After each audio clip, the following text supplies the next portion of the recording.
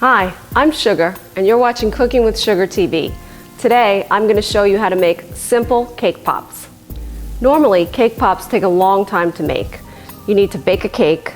I usually bake a 9 by 13 cake, let it cool, crumble the cake, and then you mix in your frosting to create like a Play-Doh-like dough that you roll into balls, refrigerate, and there's this whole process in making those. But I'm having a birthday party for my daughter, so I have 40 kids coming. So I'm going to use my cake to make cupcakes, and I'm going to use Dunkin Donuts donut holes to make my cake pops. The ingredients that you're going to need today to make the cake pops are really simple. You just need to pick up some candy melts, and you can get these at Michael's or any craft shop. Lollipop sticks, sprinkles, just, candy sprinkles, and some donut holes. And I bought these at Dunkin Donuts, but you could even use the Entenmann's little pop-ums, I think they call them. And that's really it. There's a secret to actually mixing the candy melts that I want to talk about. The first time I made cake pops, it was a disaster.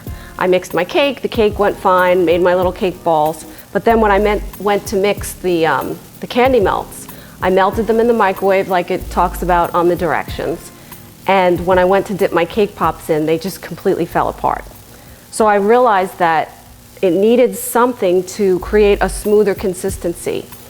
So someone suggested putting a little bit of Crisco.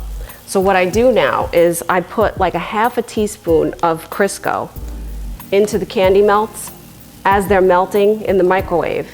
And I just want to show you the consistency that you get when you do that.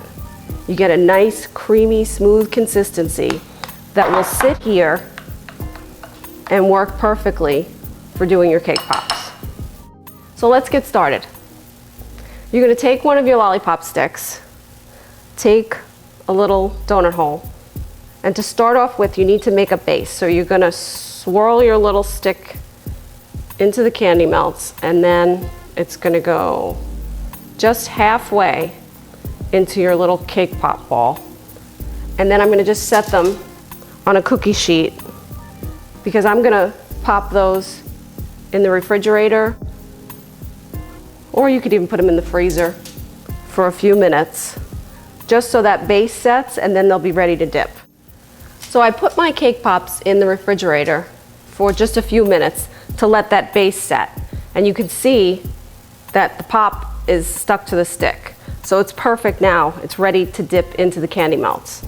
And when you're melting your candy melts, you want to do it like 30 seconds at a time in the microwave.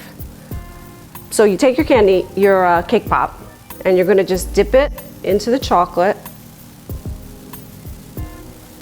roll it, and just give it a light tap to get the excess off.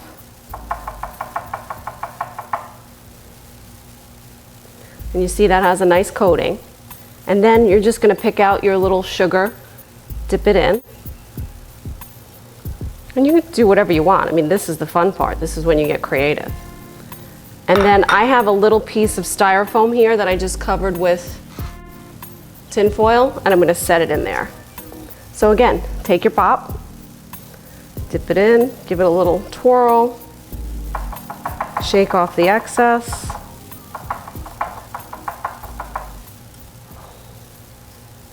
Some sugar. That's my simple way to make cake pops. So next time you're having a party and you want to take a shortcut, use the little donut holes, my little secret with the candy melts, and they'll be delicious. For more recipes and tips, log on to my website at cookingwithsugar.com. Look how pretty they look.